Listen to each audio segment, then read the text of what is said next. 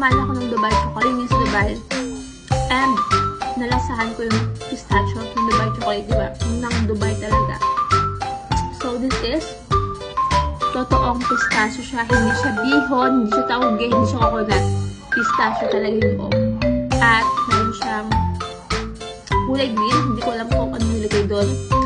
Basta yung sa labas, marshmallow at saka cocoa powder.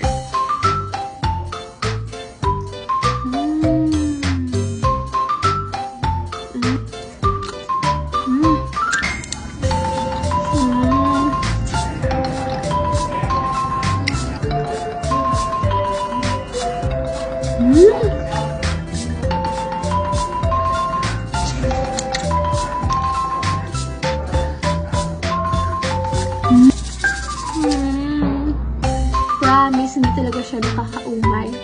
Ang sarap niya. As in, tapos lalo yung pistachio sa loob. Masarap. Hindi siya nakakaumay. Kung di pa kayo nakatry ng Dubai chocolate, try nyo na talaga. Kasi ko, ang sarap-sarap.